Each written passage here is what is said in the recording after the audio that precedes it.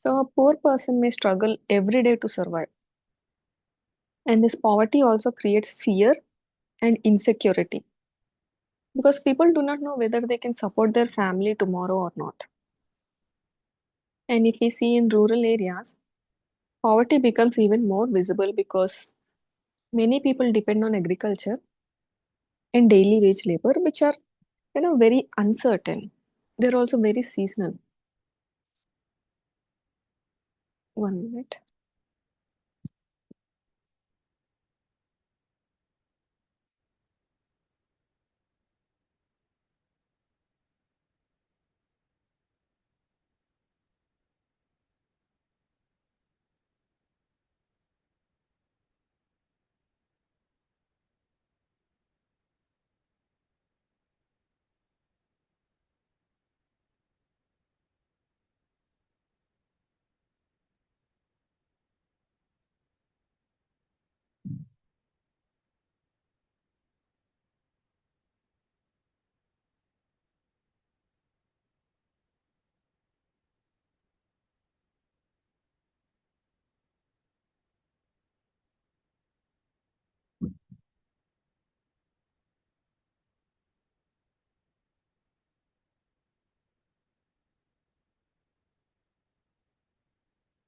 So in rural areas, poverty becomes even more visible because many people depend on agriculture and daily wage labor, and both of these are very uncertain.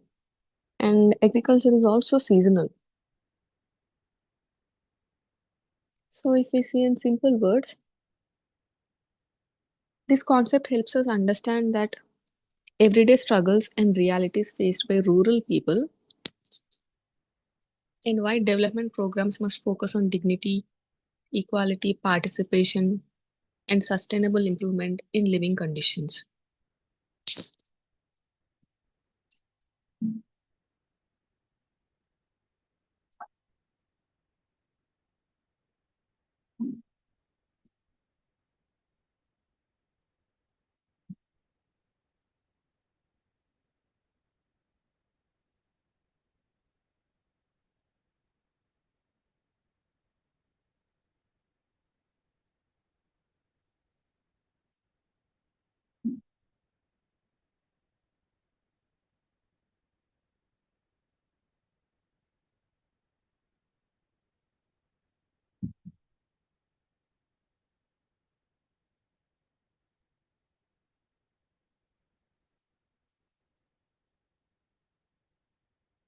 So the poverty can also be understood through different kinds of inabilities.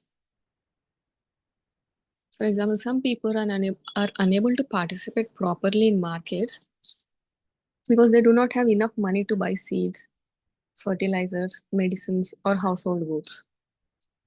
Some people cannot sell their products properly because they lack transport or market access. So the poverty, therefore, it affects both the consumption as well as the production.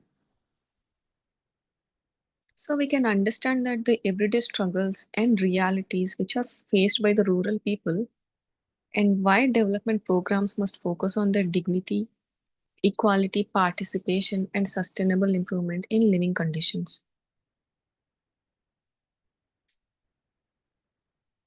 So the poverty also includes social and political exclusion. So certain communities are prevented from participating equally in the society. Women may not be allowed to take decisions in the families. Scheduled communities may face discrimination in public places. And poor people often feel scared to approach government offices because they fear rejection and the humiliation. The social, the social and economic dimensions of poverty show that development and employment are essential for reducing poverty. Economic growth should benefit all people equally. Education and healthcare are also important because healthy and educated people have better opportunities to improve their livelihoods. And coming to the political dimension of poverty, It is connected with the rights and the participation. So the poor people often lack political voice and influence. Democracy, transparency, accountability, and human rights are necessary because to reduce poverty, they allow poor people to participate in the decision making progress.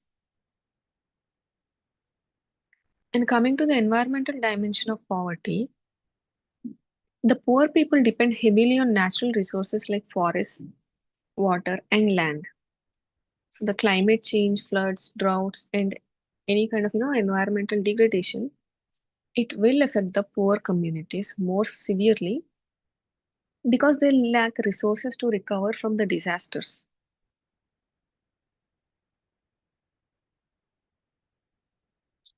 So the marginalization means pushing certain people or communities to the edges of the society.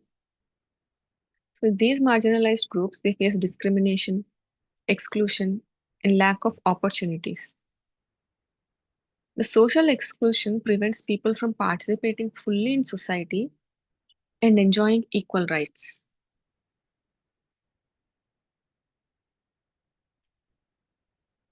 So the social inclusion is the process of ensuring equal participation, representation, and ownership for vulnerable communities. The development program should focus on helping excluded groups gain access to opportunities, resources, and dignity. So, the marginalization means pushing certain people or communities to the edges of the society. And these marginalized groups, they face discrimination, exclusion, and lack of opportunities. So, the social exclusion prevents people from participating fully in the society and enjoying equal rights. So, the social inclusion is the process of ensuring equal participation, equal representation, and equal ownership for vulnerable communities. So, the development program should focus on helping excluded groups gain access to opportunities, resources, and dignity. So, that is all about Unit 4. Let's look into Unit 5 now.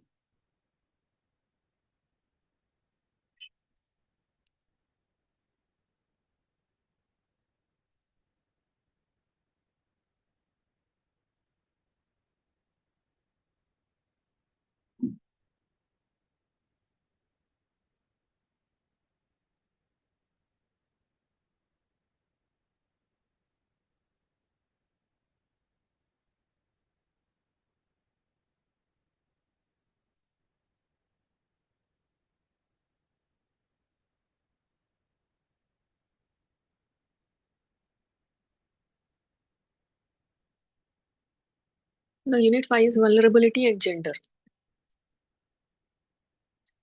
So, the vulnerability refers to the risk and insecurity faced by the people in their daily lives. So, the poor people are vulnerable because they have very few resources to protect themselves during crisis. Even a small problem like illness, crop failures, a loss of employment can create serious suffering for a poor family.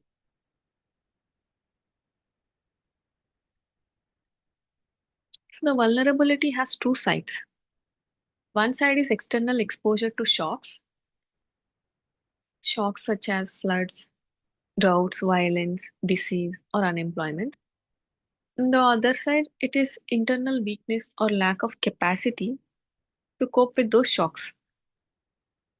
So, the poor people often lack savings, insurance, or support systems. So, another important concept which is discussed in this unit is the voice. So, many poor people feel powerless and voiceless. They may not be able to express their opinions freely or demand their rights from authorities. So, their interactions with officials are often unequal and one sided.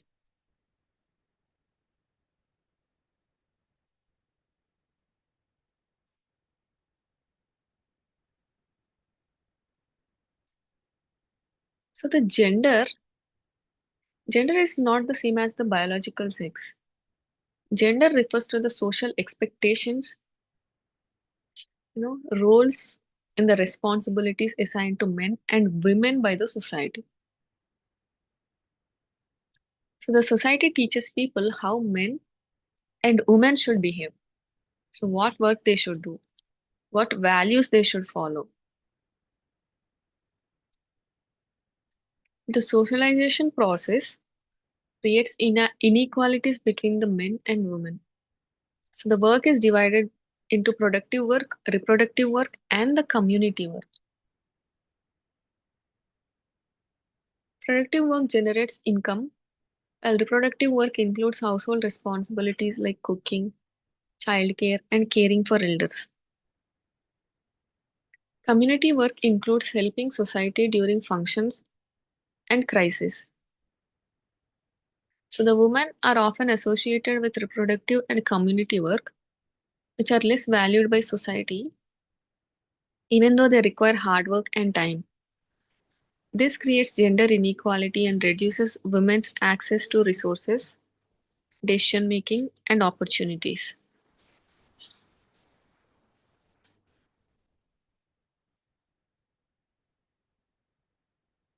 This unit also explains that society often recognizes only two genders and excludes people who do not fit traditional gender norms. So the transgenders and transsexual individuals, they face discrimination and social exclusion. So understanding gender is very important for social justice because development programs should reduce inequalities, empower women, and create equal opportunities for all people.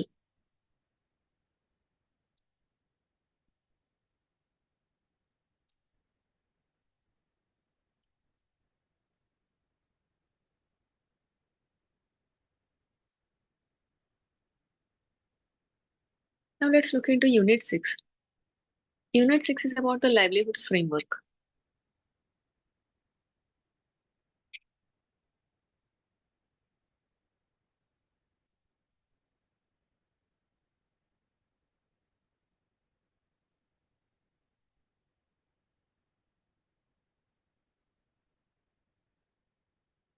So a livelihoods framework is a way of understanding how households survive and improve their lives by using different resources and strategies. It helps development workers understand the different factors that influence their livelihoods. The framework discusses four important characteristics called as the four arrows. And these four arrows include firstly income, second expenditure, third employment, and lastly the risk. So the livelihood improvement means increasing income, reducing unnecessary expenditure, increasing employment opportunities, and reducing the risk. So these four arrows are interconnected, and an increase in income may also increase risk if the money is invested in uncertain markets. Similarly, new employment opportunities may also increase expenses if people need to travel or migrate.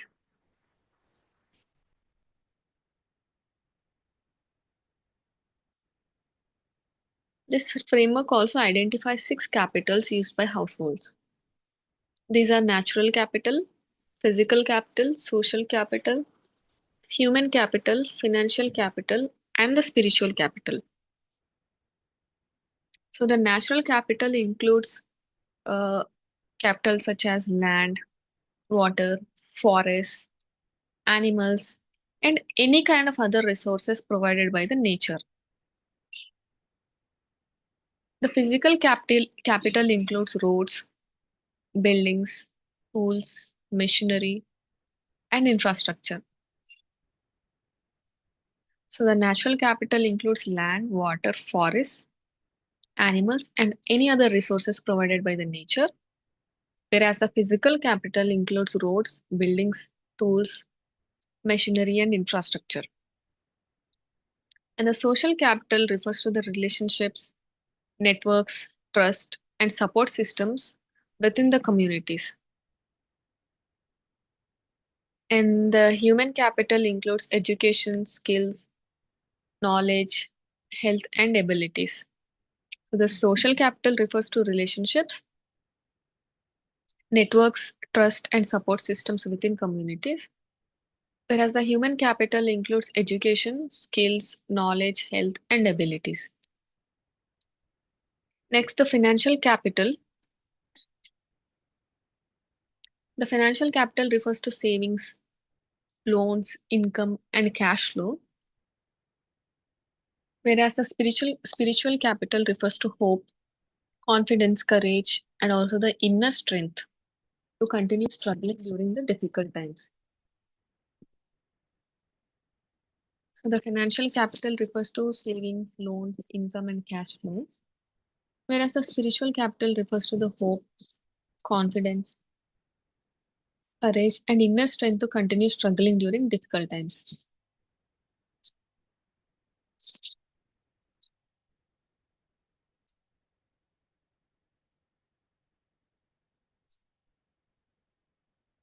The livelihoods framework also further, explains four contexts that influence the livelihoods. So these are environmental and ecological context, techno-economic context, distribution patterns, and the investment and expenditure patterns.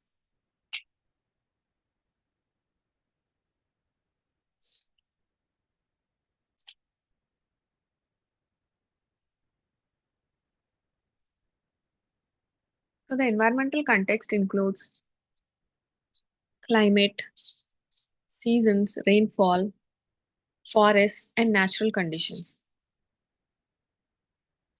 The techno-economic context includes technology, market access, roads, industries, electricity, and economic systems.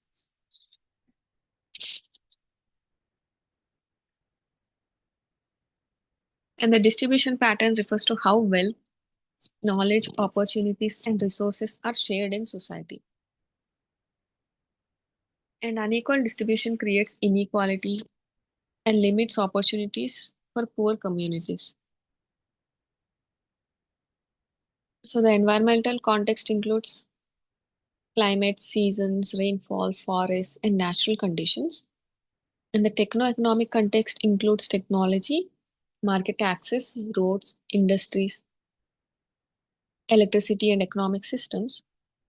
And the distribution patterns refers to how wealth, knowledge, opportunities, and resources are shared in society. And unequal distribution creates inequality and limits opportunities for poor communities.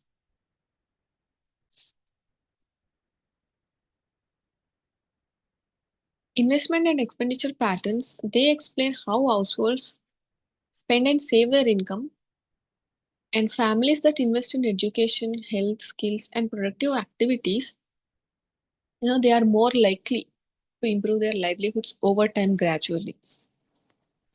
So the livelihoods framework is important because it helps identify different interventions required for improving livelihoods. The development workers can analyze households and communities more effectively using this framework.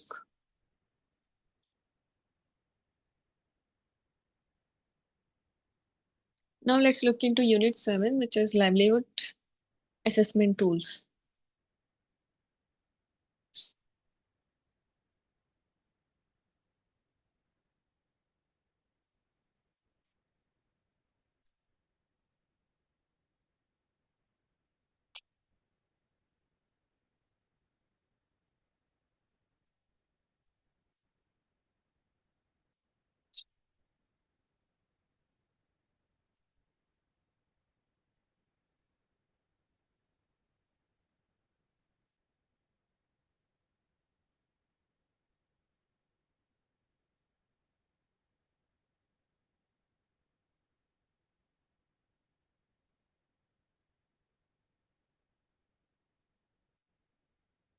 So the livelihood assessment is a process of studying the existing livelihood situation of a community before planning interventions. The assessment helps identify opportunities, risks, problems, and strengths present in the rural communities. The assessment should include both micro level and macro level understanding. So, the micro level analysis focuses on households and local realities, while macro level analysis focuses on broader economic, political, and market conditions. So, this unit explains that livelihoods are personal realities shaped by people's perceptions, opportunities, risks, and resources. Therefore, assessment should involve direct participation of communities.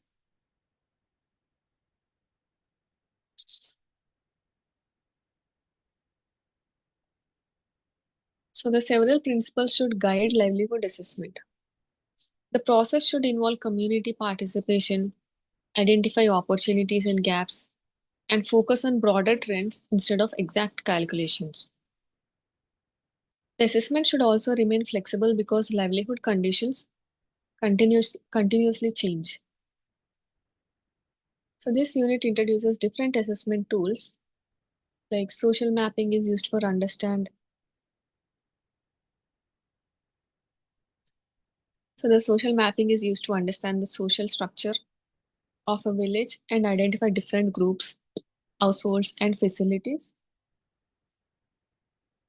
And resource mapping helps identify natural and physical resources available in village such as water bodies, forests, roads, agricultural land, and public infrastructure.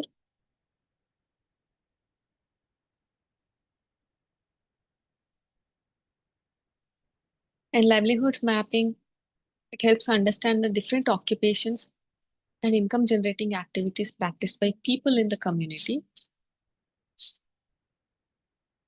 And income and expenditure analysis studies how household earns and spends money. This helps identify financial pressures and opportunities for improvement. And then the value chain analysis, it examines the journey of products from producers to consumers, and it identifies how value is added at different stages. This will help understand, the market systems and the opportunities which are better for profits. Also, the local market opportunity analysis, it studies the demand and supply situation within nearby markets so that communities can identify suitable economic opportunities.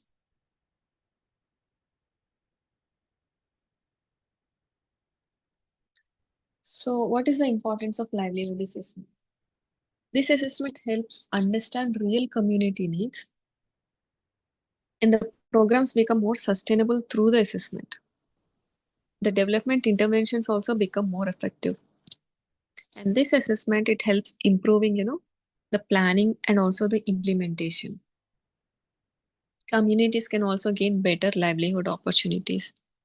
And in long term, the livelihood improvement, it becomes more possible. So this unit concludes that livelihood assessment is essential for designing meaningful development interventions. Proper assessment ensures that program addresses the real needs of community and support sustainable livelihoods. So the rural livelihoods management is not only about employment or income generation. It is about understanding people's lives in complete manner. The poverty, vulnerability, gender inequality, social exclusion, environmental challenges, and lack of opportunities are all connected with livelihoods. The livelihoods framework and livelihoods assessment tools help governments, NGOs, and development workers design better programs that improve the quality of rural communities. And the sustainable development becomes possible only when all people are included equally and provided with opportunities, resources, dignity, and security. So with this, we have discussed block 2.